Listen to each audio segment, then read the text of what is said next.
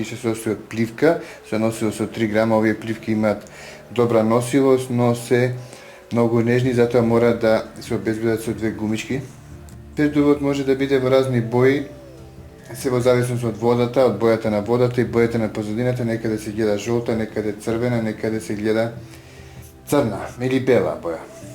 Потоа идат оловцата, распоредот на оловцата за мене е исто така еден од факторите за добар улов, значи треба овие горните две прво кога ги поставиме да не ги фиксираме, затоа што водата да ги распореди по должината на конецот, а тек после тоа да ги стиснеме и да ги фиксираме. Задното оловце се става на спојот на подвезот со главниот конец и потоа доаѓа цркамите, односно подвезот, односно две јадички врзани во систем на бркови. Машала, мајсторе, машала. Не е наша. Савиша, како велиш ти? Како викаш?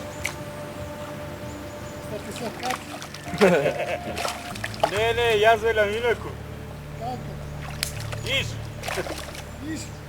Да.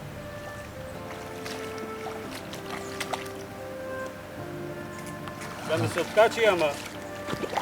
Утавче. Да. Не е голем Савиша. Гледа.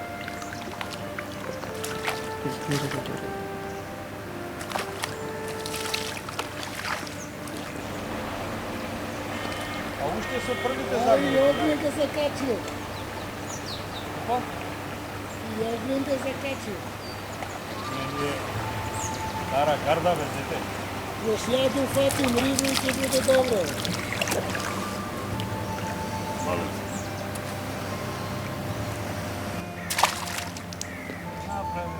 Kaj se? Не знае кај ти иде, го пати го со рака.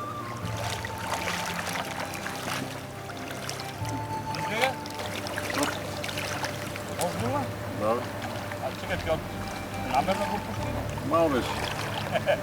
On male ne vađa. Мал беше. Еве неколку совети за подобар улов. За да ловиме скобус треба првен да ја најдеме правата длабочина на која скобусот ја зема храната. Таа може да биде на самото дно или во некој друг слој од водата, затоа што рибата го менува местото на задржување во зависност од многу временски хидролошки услови. Затоа кога ловиме бојник треба почесто да ја менуваме длабочината се додека не ја пронајдеме она длабочина на која рибата во тој момент се храни.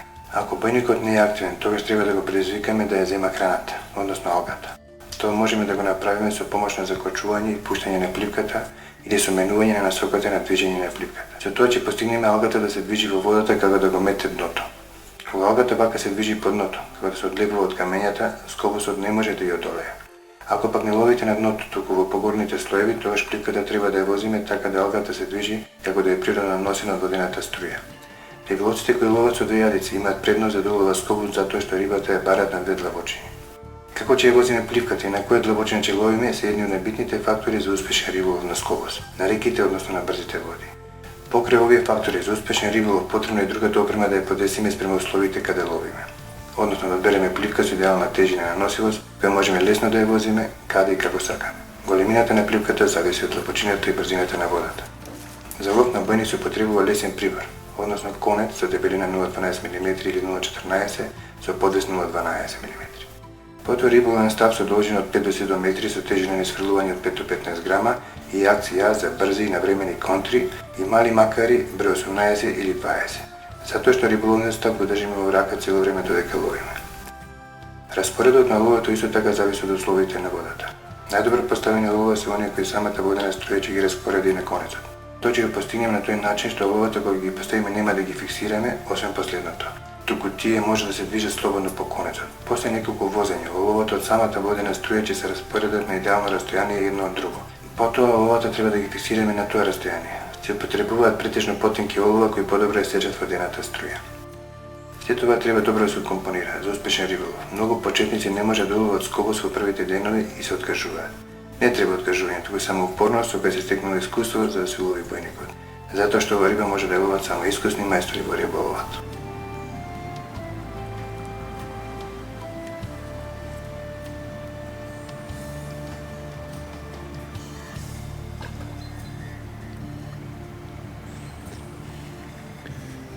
Колко долго ќе го остиш битне? До около 5 сантими најубаво е. Еве и огне ладија, бе, шо правите, бе? Ај, Славиша, не за кого да снимам се.